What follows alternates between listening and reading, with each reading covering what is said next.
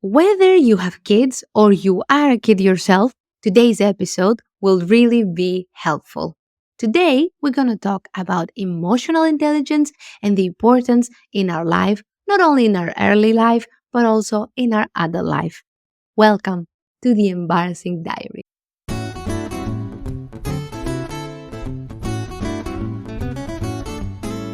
I'm so excited to be here, definitely back from the dead, as I have been suffering from a very intense stomach flu the last week. So I'm really excited that I'm back here on board with you guys. I think it's really important to give a huge shout out to some of our biggest supporters who really send their message that they still listen to this podcast. So I want to give a huge shout out to Sophie, Aliki, Dimitra, Sarah, and Rob. Thank you guys. You guys have been awesome. In today's episode, we are having a very important conversation about emotional intelligence, and we're deep diving in some important questions like how to handle an epic tantrum and how much is enough screen time for your baby. Now, for today's episode, I have the pleasure to have an amazing speaker. I know that I say that a lot for a lot of my guest speakers, but what can I do? A lot of those people are amazing, and this one is not an exception. In today's episode, I have a parental coach, a loss and trauma informed coach, an infertility coach, a mentor, consultant, and entrepreneur, an international and TEDx speaker, and an author and co-author of 3 books. Ladies and gentlemen, I hope you will really indulge in today's conversation and you will get something from my amazing guest today, Yarona Boster. Hello, Yarona. It's so good to have you Hello, here. Zoe. It's so wonderful to be here. Thank you so much for having me today. So let's begin a little bit with the definition of emotional intelligence. So, what would you say it is emotional intelligence, and what are some signs that parents can look into so that they can discover that aspect? So, let me break down emotional intelligence a little bit. It is not something that's inherited, it's actually a learned trait. When a child is really young, birth to Mm-hmm. 3, that's when they're developing their social emotional development is actually a key domain in early childhood development. If you're emotionally intelligent, it tends to mean that you can identify your own emotions. You can not just identify them, but you can give them space to To grow, function yeah. in the Mm-hmm. space, and that you can process them. So the biggest part of Mm. that is the processing, because if you can identify your emotions and you give them free rein and free space, but you don't actually process them, rather you sort of splatter your Mm. emotions everywhere, that's not very emotionally intelligent, because the idea is to be able to actually process the emotions. Now, the Mm. social side of that is navigating that within a social structure. If you live out in a forest way out all alone, there's no society around you, then you don't need to worry about the social side of it.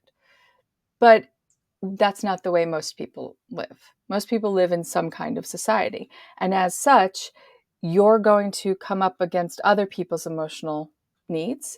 And that means you have to be able to also identify their emotional needs and their emotions and what they're processing and navigate that successfully. That's what emotional intelligence is Mm. all about. But I want people to understand there's the social component to it, because in this day and age, we've disconnected a lot socially. And I know people are like, what are you talking about? Look at how connected, I mean, you and I are connecting across the seas. But there's a distinction, because social media brings a surface level fallacy to social connection.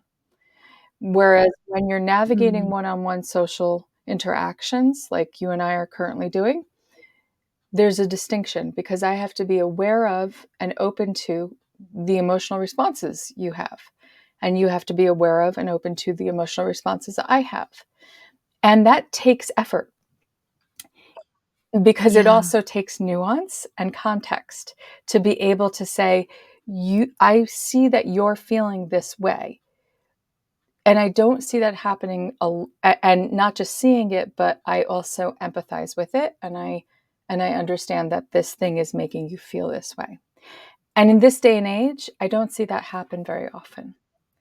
With social media and with social justice warriors and people who consider themselves, trying to advocate for others, they usually do it to a point that it's so extreme that they're not willing to understand there are more nuances behind the scenes and that there's a lot more going on than they see. It's sort of like if a lawyer takes on a client, they're dedicated to their client's well-being, even if that client has potentially done something wrong. And you, as Yeah. a person, need to understand that you cannot be everybody's lawyer.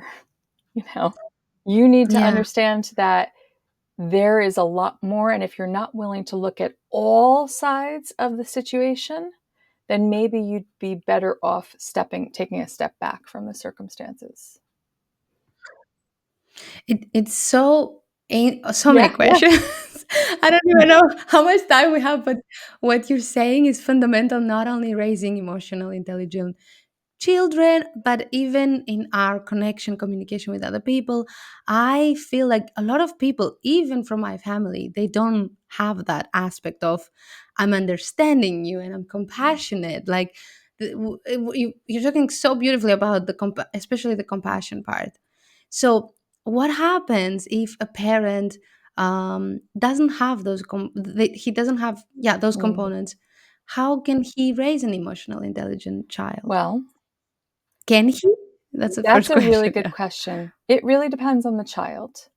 So, one of the things that we have to understand is children are not blank slates. They're not. They are Hmm. actually already born. We now have the science to back this up that human beings are born with about 40 to 60% of their personality traits, their behaviors, and even their mental health, certain mental health components, already predetermined. 40 to 60%. Oh, wow. Yeah. So, what happens for parents is we're always working at a slight deficit because we're always working at a place where it's like, I'm learning who my child is. And Hmm. then I have to learn what that means when my child is interacting emotionally and when my child is interacting socially in the world, and help them find their own tools to process their emotions the best way, the most optimal way for them. So, I'll take my son, for example. He is a natural born perfectionist. I feel really bad for him because that was me when I was a kid. And there's still moments of me in that. There's still, definitely, that's me. There's this need to do things really well, not because you want other people to approve of you, but just this inherent need that I need to be able to do this competently. And so when he can't, there's this feeling, it really is destructive in the self-esteem. So what's really hard is that he beats himself up more than anything else when he can't do something well. So I have learned that about him, which means that there are going to be certain tools that work for him and certain tools that don't. For instance, if I tell him just to keep trying, that doesn't always work for him because it just rises Mm. his frustration level. What works more is the empathy side. Like, I see how frustrated you are with this. And I've been there, and tell him a story about Mm. once when I was there, when I experienced that. He works really well with the tool of empathy and having somebody else acknowledge that he's not alone in that frustration, that we've experienced it too, because then he can identify that Mm. he is not isolated in that feeling of frustration. For perfectionists, it's helpful to have an outside anchor with that. So Yeah. whereas there are other kids who will just keep trying and trying and they don't get frustrated and they're like, I'll just try it a different way and a different way and stuff like that. And they have a low level of like, this I'd rather explore this with curiosity and not be perfect at it. Mm. And there are certain things that he's perfectly fine exploring. But I have noticed that his frustration levels are finally starting to decrease a bit with that empathetic response. So that's really helpful. Mm. So when you notice a tool is working, keep working with it. Now, that said, it's not going Mhm. to work forever because we grow, we change. So, you know, Yeah. so to go back to your question, how can a parent who's not geared to understanding that be able to work with their child? Well, they have to be willing to be open. And if they're not, then that's where the child is going to have to navigate that problem themselves, Mm, unfortunately.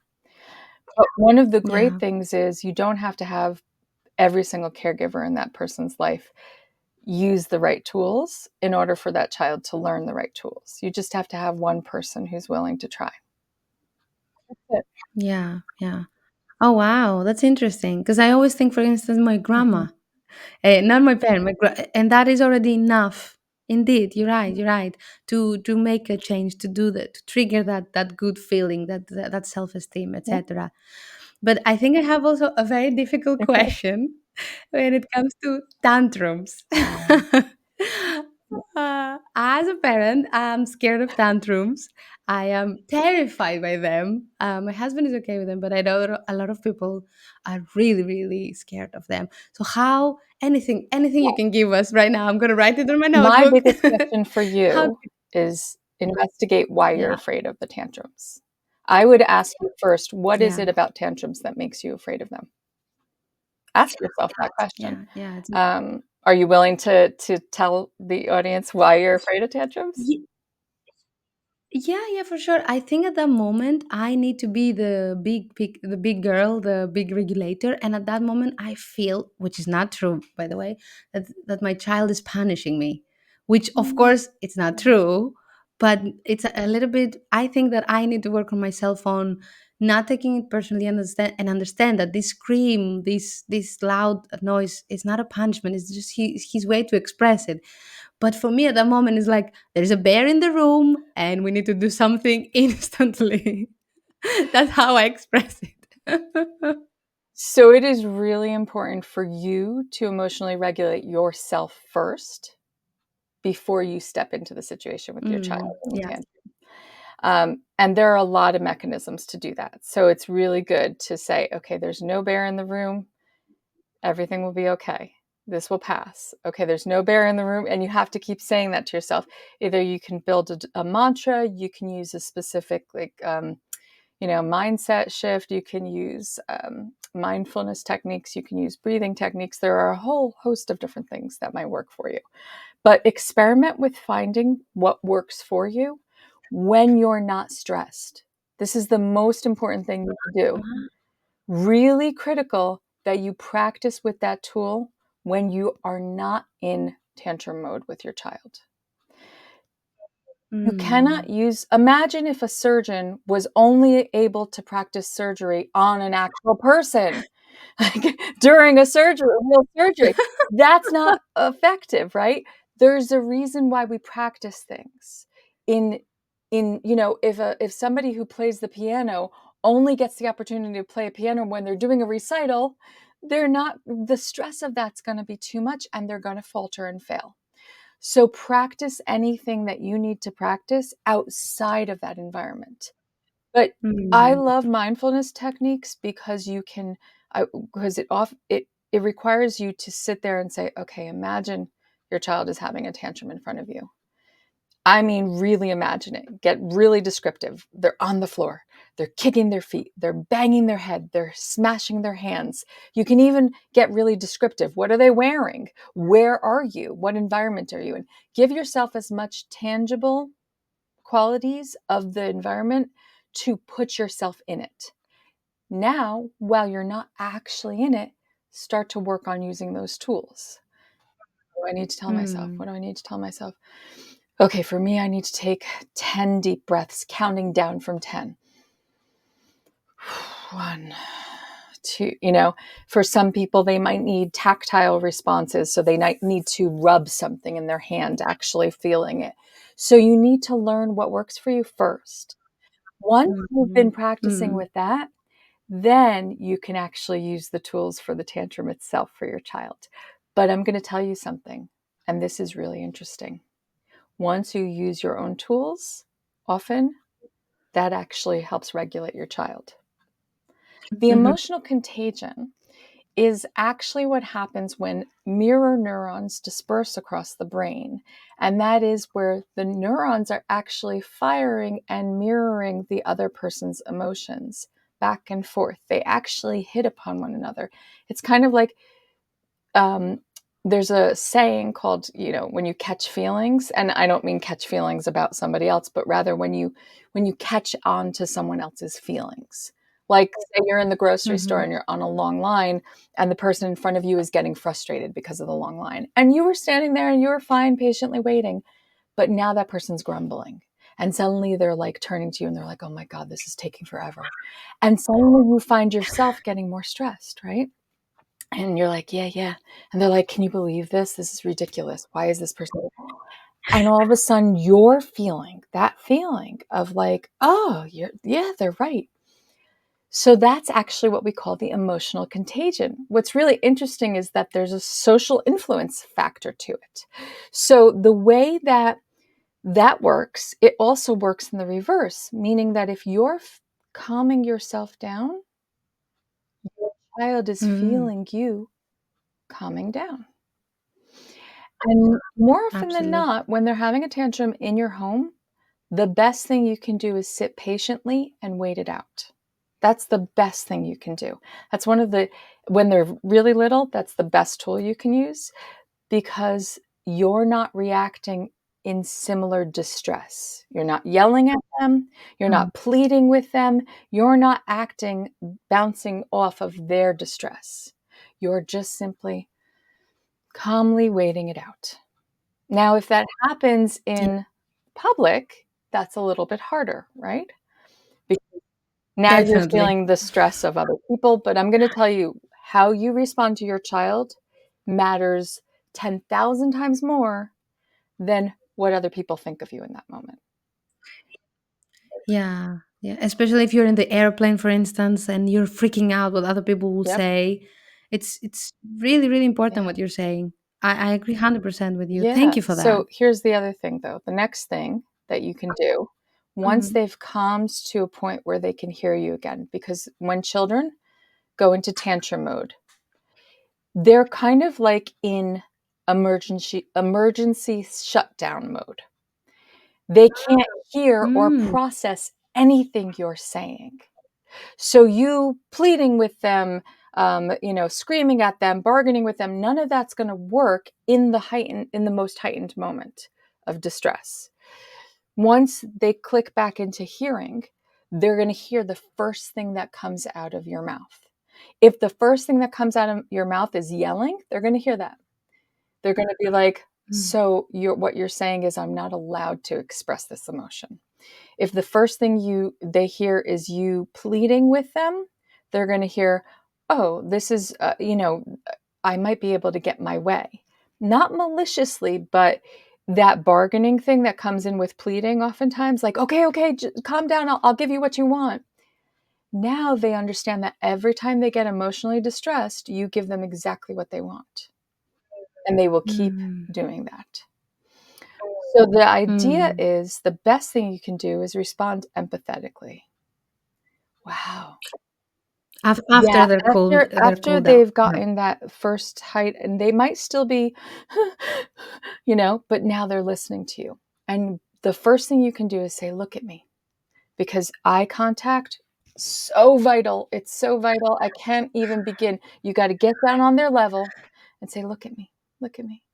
And you present your calm and you say, "I see how upset you are. I see that you're really hurting because of this XYZ. I see that. Can you tell me more about it?" If they're old enough, they'll start to tell you, well, this is why I'm upset, and they'll start to tell you that. And I see, I understand that. I get that.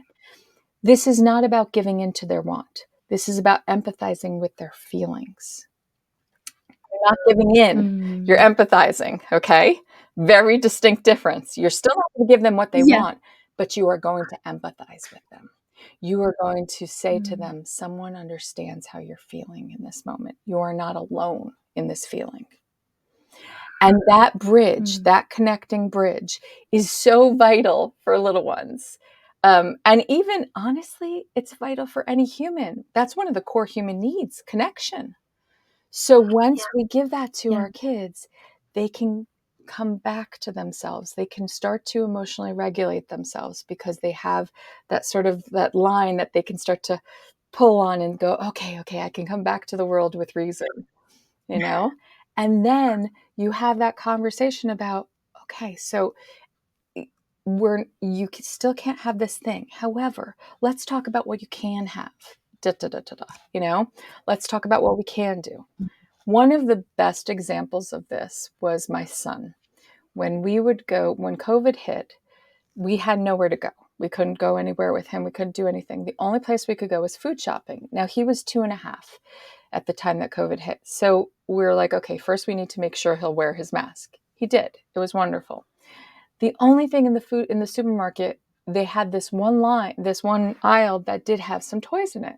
Well, since we couldn't go toy shopping, we couldn't do like outings out to the parks, and like at first we weren't doing anything anywhere. Like food shopping was the only thing.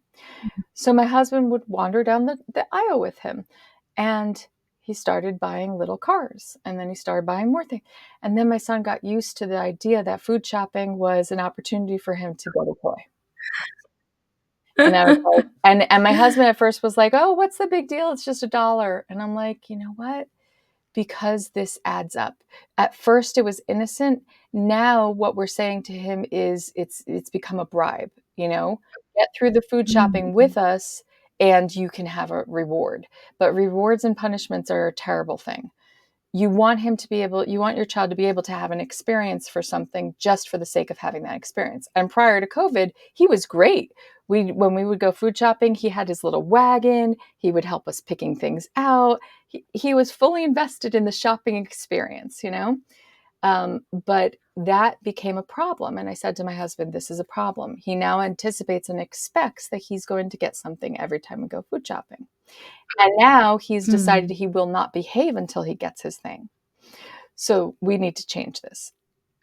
So one day I was with him on my own food shopping, and he threw himself down on the floor because I told him, we're not here to buy something for you. We're here to get what we need for all of us to have food.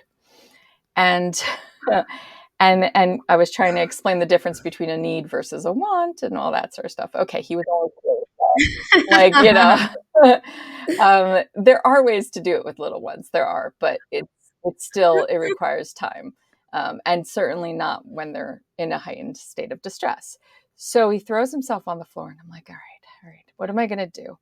So I stepped into it with empathy, and I made sure that he was, okay. And then he finally got up, and I said, look, here's what we're going to do. We're going to do a thing called window shopping.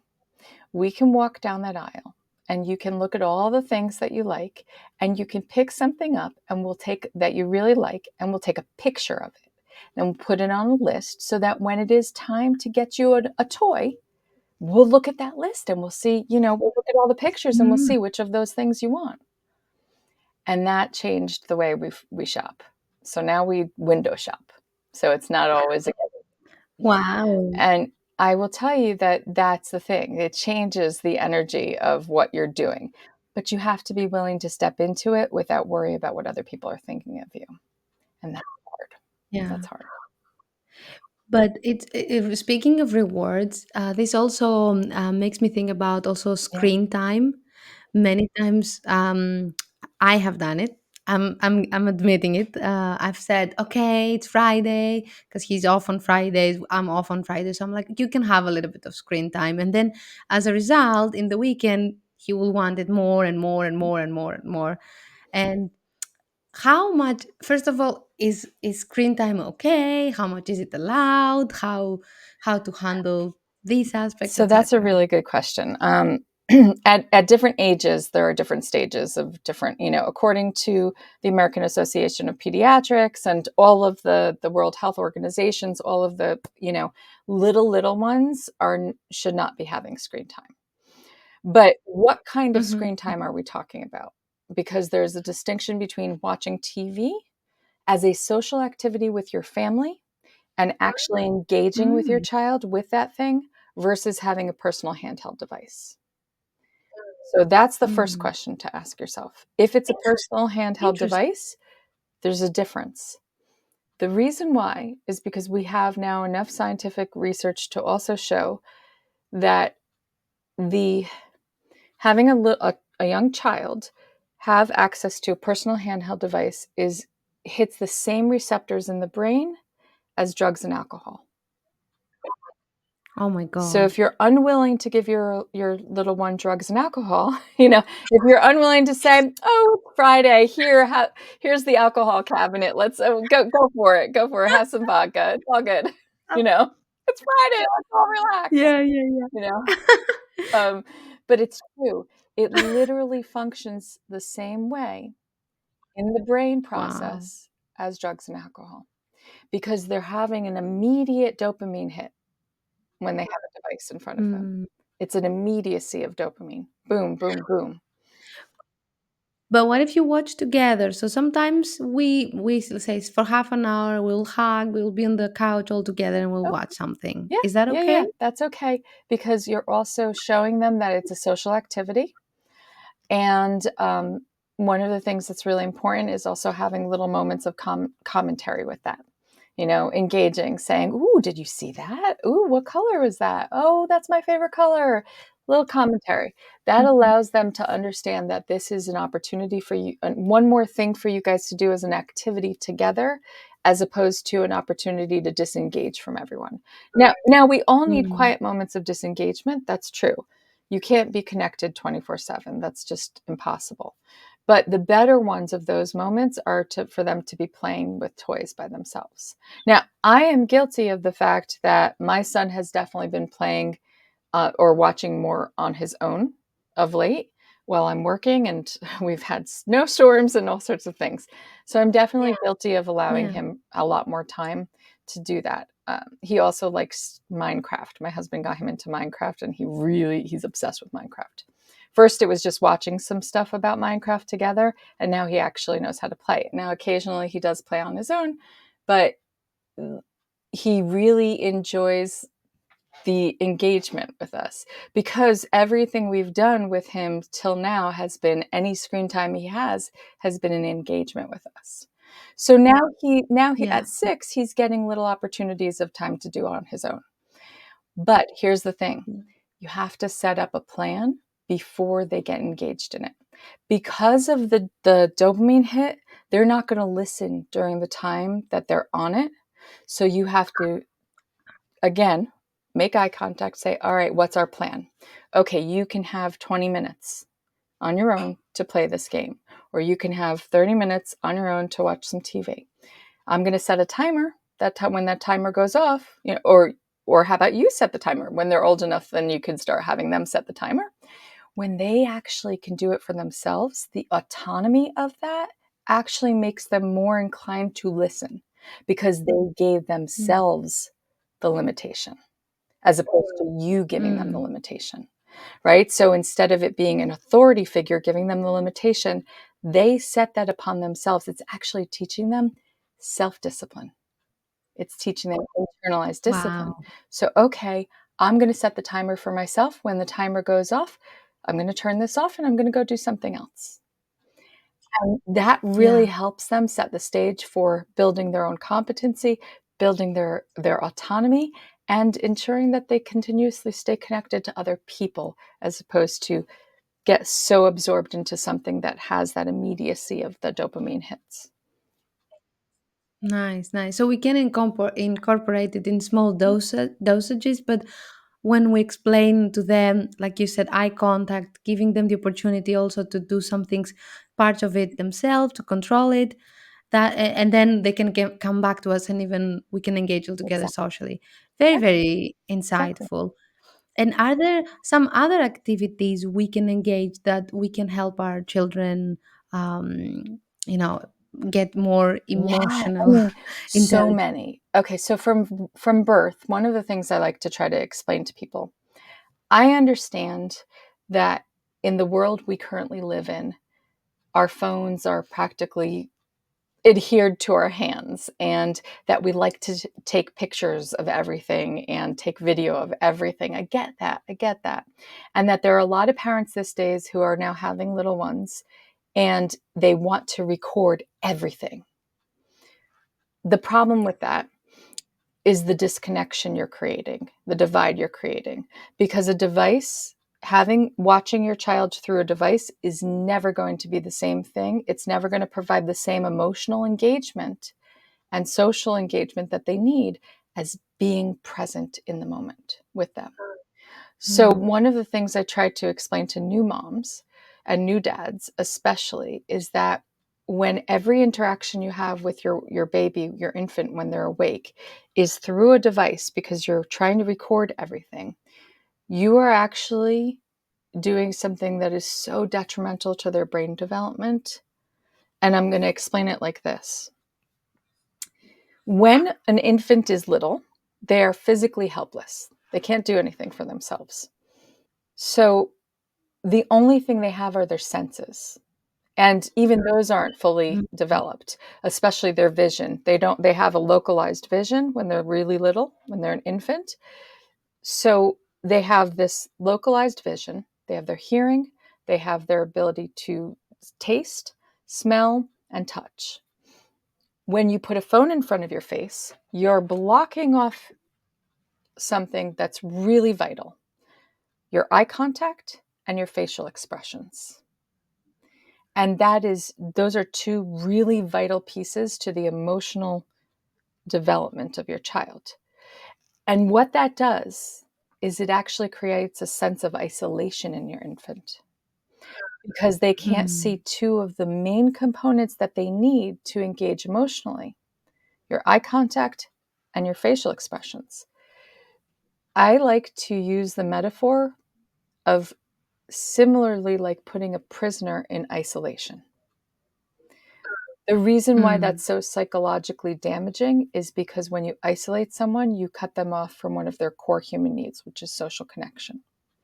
Prison, inmates, that is the punishment. That's the reason why for a prison system, to cut them off. But what's worse is when you put them in isolation, now all they have is they can hear things outside the door, but they have no social engagement.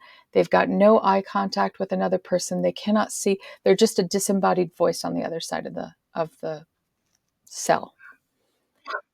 Yeah. There is enough similarity in that with your infant when you're putting a phone in front of your face. So please don't do Wow. that.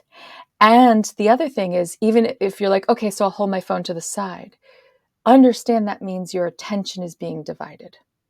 You're like half like this, like this. Oh, yes. Da, da, da. It's not full engagement. Your child needs Mm. your attention in that moment. And look, infants sleep a lot. So when they're not awake, don't give them your attention. You're going to be doing other things. Mm. Don't watch them when they're sleeping. I mean, I know it's really adorable, but you don't need to watch them when they're sleeping, you know? And there Yeah. are going to be moments then when you set them on the ground and you let them play with the toys that are above them, and then you can also take care of other things. So that's starting to show them Mm. that they need some independent playtime as well. Even if Yeah. that means that you're on your phone and you're scrolling and everything.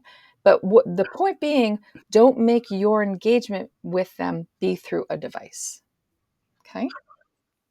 Yeah, we were having this discussion with my husband, and he said maybe in the future, we don't know that yet, we will have group support groups, and we won't say my dad was alcoholic, addicted to alcohol. We would say my dad was addicted to social Mhm. media. Maybe we'll, and that is equally the same because he wasn't present. He was addicted to his phone, and I've seen it. Recently, we went to a playground, and all of the kids were playing, and one parent was constantly on the phone, putting a video, like something like it was a Skype call or something. But still, he wasn't there with his kid, and I was really frustrated for the kid because I could see in her eyes, she was bigger, that she wanted her father to be present at the moment. So it's so, so important what you're It is. highlighting. And look, we don't have something I say to myself, I have to tell myself this is please, Yarona. Remember not to judge the people around you. This may well be the only time they actually get to be on their phone because they've been with their kid all day long and they need a little bit of checkout time. And so this is actually their opportunity to give their child something to do while they check out. That is my hope in the best of environment circumstances. Yeah. I know that's not actually true. I know that the reality is more likely that they've been pretty disengaged, or that they've been working all day and they figure, okay, I'll take my kid to the park, let them be Mhm. occupied there so that I can be on my phone. So I have to ask parents, look, I know parenting is difficult. It is. It is not an easy role to play, especially in this day and age. But it is rewarding when you can raise a child because you're raising another human being, and it is a responsibility that means you have an impact on the world. So I think that that is probably the best thing that you can honestly do is give yourself the beauty of the connection between yourself and your children. Because, people always say, oh, the time moves really fast and everything passes quickly and you'll regret it. And some parents will tell themselves, look, I'm starting a business. I'm working really hard. I'm doing all of this stuff. I'll spend time with them when they're older. But understanding that the time you spend with them is vital at every stage, not just when they're older. Because in fact, the earliest years, from like 0 to 7, are the most formative years that you can actually spend the most time with your kid. And you should do the reverse. You should Mm. give yourself the opportunity to say, I'll have time when they're older to give myself this time. I won't get this time back and therefore need to give it to them. And my kid is laughing in the background, so I apologize. It's okay. It's okay. I want to thank you so much for this incredible and insightful conversation. I have a lot of people in my circle that will definitely listen to this, and I keep it in my heart because I think my husband will listen to it and say, did you see what Yarona said? That makes absolute sense. But before we wrap it up, I wanted to ask you if you have any projects that you're working at the moment and how can people find you or Yeah, reach you? absolutely. My website is probably the easiest way to reach me, or LinkedIn. I tend to answer those messages quickest. So that's my website is footprintscoaching.org, and you can just look me up on LinkedIn. And those are like the best ways. I'm also on Instagram, Yarona Boster one. I'm also on Facebook, so you can find me there as well. So there's a variety of different ways. I am working on writing a parenting book right now, which should be out in the spring. And and there's my little one. Stay there, Connor.